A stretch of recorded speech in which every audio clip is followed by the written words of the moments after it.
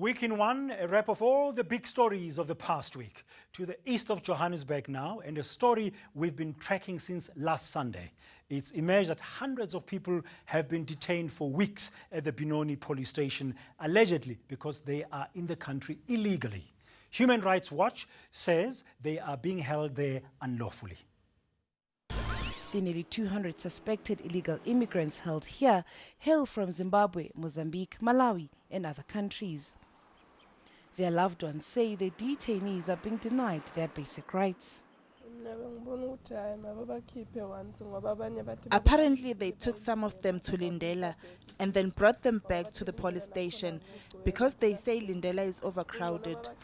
They don't know what to do with them. In this interview recorded on a smuggled phone, one of the inmates details the conditions of their incarceration. We're so thin, we're dirty, we're like dogs fighting for food. Can you please even call our embassy? Please just tell them how you're treating us here because we're being beaten so badly. Human Rights Watch says what's happening here is illegal. The law is not being followed. I mean, I think one of the things that South Africa's immigration laws and international laws governing, how illegal immigrants are treated, says that they should not be put or kept in police cells or police custody without judicial review for periods over 48 hours. Some of the detainees have reportedly been kept here for close to 2 months. That was on Sunday last week, and our reporters followed up. After several days, Home Affairs and the police responded. Both are adamant no immigration laws have been violated at the Benoni Police station. The Human Rights Commission has now stepped in to probe the matter. After refusing to comment for nearly a week, police have finally broken their silence.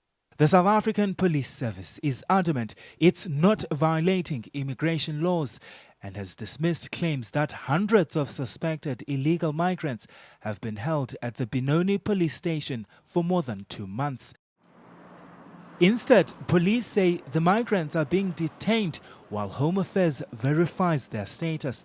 The SAPS also says it's not aware of any complaints of abuse. Home Affairs also insists it's complying with the law and has refuted claims that relatives have been prevented from visiting their loved ones.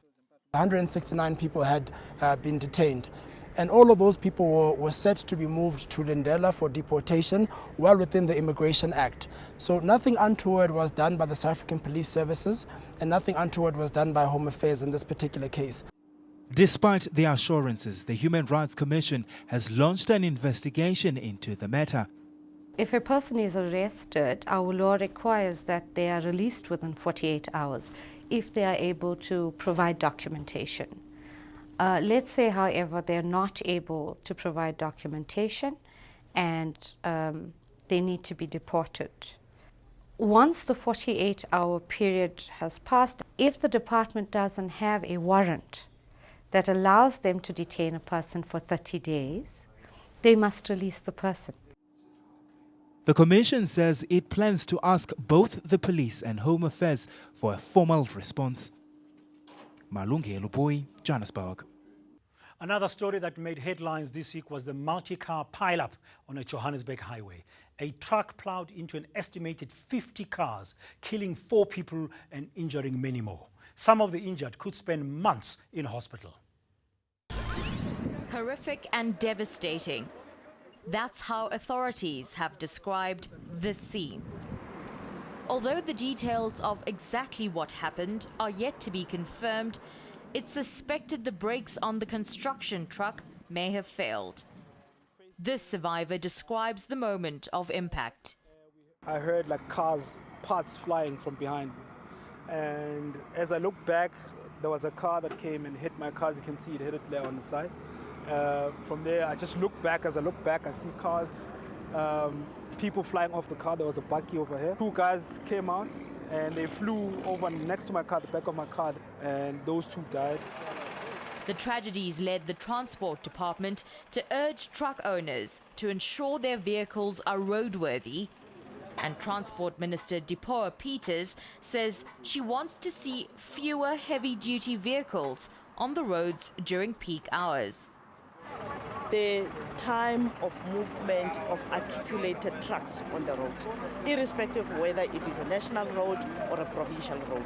I believe that it is important that that time, especially in the morning, up until around 9 o'clock, you should be able to have a situation where there are less trucks on the roads. The driver of the truck has since been detained and is expected to appear in court within the next 48 hours. And then it emerged that the driver has been in trouble with the law before. It appears he's previously been convicted of culpable homicide and reckless and negligent driving. The truck driver that caused the carnage. He's in the Palm Ridge Magistrates Court facing 4 counts of culpable homicide and 1 of negligent driving. But it may be deja vu for Isaac Maruding.